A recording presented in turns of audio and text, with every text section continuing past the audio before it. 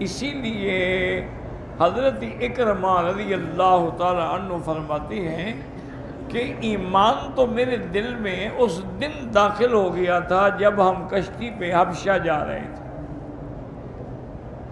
اس میں میرا باپ بھی تھا، ابی جہل بھی تھا، ابی لہب بھی تھا، عتبہ عتیبہ بھی تھے، شیبہ ربیہ بھی تھے، سارے بڑے بڑے سردار تھے، اور بڑا مال لے کے ہم جا رہے تھے، اور وہاں سے پھر مال لے کے ہی واپس آ رہے۔ اللہ کی شان ہے کہ دریا میں طوفان آ گیا۔ اب جب طوفان آیا تو سب نے اپنے اپنے خداؤں کو پکارنا شروع کیا، یا لات، یا منات، یا عزا، یا حبل۔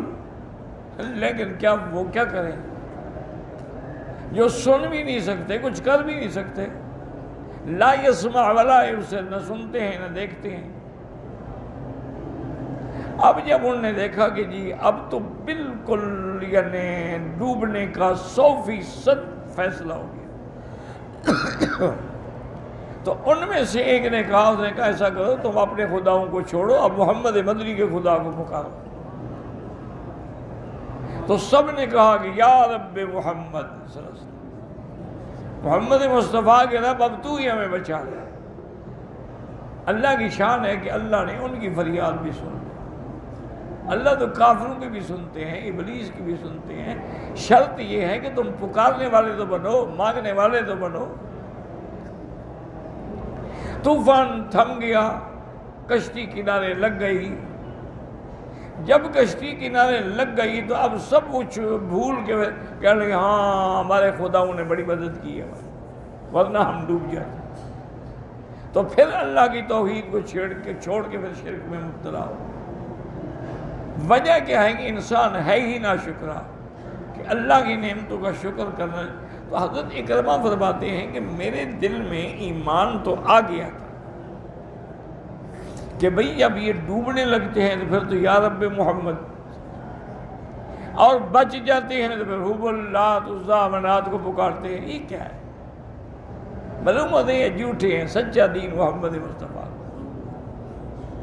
لیکن دل میں تو آ گیا، لیکن میں اظہار نہ کر سکا۔ اور یاد رکھو کہ ایمان کا معنی یہ نہیں کہ تمہارے دل میں ہو، دل میں ہو اور زبان پہ نہ ہو، ارکان میں نہ ہو تو وہ بھی ایمان نہیں ہوتا۔ یا زبان میں ہو اور دل میں نہ ہو جیسے منافق ہیں، وہ بھی ایمان نہیں ہوتا۔ اسی طرح دل میں بھی ہو، زبان پہ بھی ہو، لیکن اعمال نہیں ہے، نہ نماز ہے نہ روزہ، وہ بھی ایمان کامل نہیں ہوتا۔ اسی لیے ہر جگہ حکم ان الذین آمنوا وعملوا الصالحات، کہ اس کے لیے ضروری ہے کہ تمہارے ہاتھ پاؤں دلالت کریں گے تم خدا کو مانتے ہو۔ اب حضرت اکرمہ کہتی ہیں کہ میرے دل میں تو آ گیا، لیکن میں نے اظہار نہیں کیا، اقرار نہیں کیا، اس لیے میں مجبور ہو گیا۔ جب مکہ فتح ہو گیا تو حضرت اکرمہ کی بیوی جو تھی وہ بھی مسلمان ہو گئی، اور وہ حضور کی خدمت میں آئی۔ انہوں نے کہا آپ رحمت للعالمین ہیں، اس میں کوئی شک نہیں کہ میں آپ کے سب سے بڑے دشمن کی بہو ہوں، میں ابو جہل کے بیٹے اکرمہ کی بیوی ہوں، لیکن میرا ایمان ہے کہ اکرمہ کے اندر بھی ایمان ہے، وہ ظاہر نہیں کر سکا۔ اب ڈر کے مارے وہ بھاگ گیا ہے۔ اگر آپ مجھے یقین دلائیں تو میں اس کو ڈھونڈ کے لے آتی ہوں، آپ اس کا ایمان قبول فرما لیں گے۔ اب بالکل، جو ایمان لے آئے ہمیں کیا جھگڑا ہے؟ تو اس نے کہا حضور وہ آپ کے بڑے دشمن کا بیٹا ہے، وہ یقین نہیں کرے گا میری بات پہ، آپ مجھے کوئی نشانی دیں۔ حضور پاک نے اپنے جوتے دے دیے کہ یہ لے جاؤ۔ یہ جوتے لے جانے کا معنی کیا تھا؟ محدثین نے لکھا کہ اس میں سبق تھا کہ حضور کے نقش قدم پہ چلنا پڑے گا، تب ایمان آئے۔ اب وہ بیچاری ڈھونڈتی پتہ نہیں کہیں یمن میں جا کے ڈھونڈا اس نے اکرمہ کو، بڑی اتنی جدائی کے بعد وہ ملے تھے، وہ ذرا بڑھنے لگا، میری بیوی ہے میں گلے لگاؤں، انہوں نے کہا نہیں خبردار، ابھی تو مجھے نہ گلے لگانا نہ ہاتھ لگانا، میں مسلمان ہوں اور تم کافر ہو، مسلمان اور کافر کا نکاح نہیں رہتا، اب میں تمہاری بیوی تھوڑی ہوں، میں نے حضور سے تمہارے لیے امان لے لی ہے، یہ نشانی ہے، اب ہم واپس جائیں گے مکہ، اگر تم ایمان لے آئے تو پھر میں تمہاری بیوی۔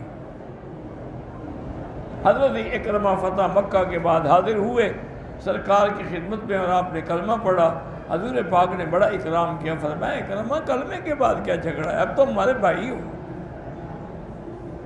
اور یہ حضرت اکرمہ وہ ہیں کہ جن کا مقام صحابہ میں حضرت خالد کے بعد تھا رضی اللہ عنہ، یعنی بدر من ابطال الاسلام، یہ بھی اللہ کے دین کے سب سے بڑے مجاہد ہوئے تھے۔ تو اس لیے ضروری یہی ہے کہ یہ کافر ہیں، ڈوبنے لگو خدا یاد آ جائے، باہر نکل جاؤ خدا بھول گیا۔ اب اللہ نے تخویفات کا ایک دوسرا انداز فرمایا، افامنتم من یخسف بکم جانب البر، تم جب باہر آ جاتے ہو خدا کو بھول جاتے ہو، کیا خدا اس بات پہ قادر نہیں کہ تم اسی خشکی میں زندہ زمین میں دفن کر دے، تم اس خسف میں آ جاؤ، او یرسل علیکم حاصبا، یا پھر اللہ تبارک و تعالیٰ تمہارے اوپر پتھروں کی بارش کر دیں، ثم لا تجدوا لکم وکیلا، پھر تمہارا کوئی مدد کرنے والا بھی نہ ہو، ام امنتم ان یعیدکم فیہ تارۃ اخری، کیا تم بےغم ہو پھر کشتی میں نہیں بیٹھو گے؟ اگر پھر تم کشتی میں سوار ہو، فیرسل علیکم قاصفا من الریح، اللہ تبارک و تعالیٰ تمہارے اوپر ایک شدید ہوا جاری کر دیں جو تمہاری کشتی کو غرق کر دے، اس لیے کہ تم نے کفر کیا ہے، اور جب وہ ہوا آئے گی عذاب آئے گا، ثم لا تجدوا لکم علینا بہ تبیا، پھر تمہارا کوئی مددگار نہیں کہ تمہارا بدلہ لے ہم سے، کون ہم سے بدلہ لے سکتا ہے؟ تو اس لیے اس کو کہتے ہیں تخویفات، کہ بندہ ان چیزوں پہ غور کرے اور اللہ پر اپنے ایمان کو صحیح رکھے۔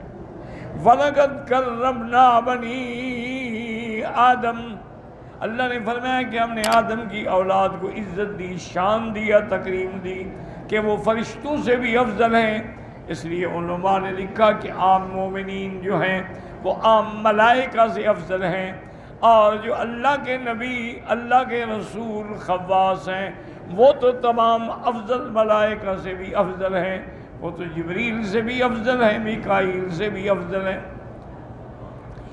ایک یہ وَحَمَلْنَاهُمْ فِي الْبَرِّ وَالْبَحْرِ، اور اللہ نے فرمایا کہ میں نے تمہیں دنیا کے اندر یعنی جنگلوں میں، پہاڑوں میں سواری کے لیے اونٹ دیے ہیں، گھوڑے دیے ہیں، خچر دیے ہیں، دریاؤں میں تمہیں کشتیاں دی ہیں، فَرَزَقْنَاهُمْ مِنَ الطَّيِّبَاتِ، اور میں نے تمہیں پاک چیزیں دی، پاکیزہ چیزیں دی، لذیذ رزق عطا فرمایا، وَفَضَّلْنَاهُمْ عَلَىٰ كَثِيرٍ مِّمَّنْ خَلَقْنَا تَفْضِيلًا، اور جو ہم نے مخلوق بنائی ہے ان میں ہماری بہت ساری مخلوق سے افضل جو ہیں وہ انسان ہیں۔ تو نے فرمایا یہ ساری نعمتیں تم مجھے بھول کے پھر غیروں کو پکارتے ہو، تو اگر کوئی آدمی میری اتنی نعمتوں کے بعد پھر غداری کرے تو اس کی سزا ہمیشہ کے لیے جہنم ہے۔ اللہم اجرنا من النار، اللہم اجرنا من النار، واللہ اعلم۔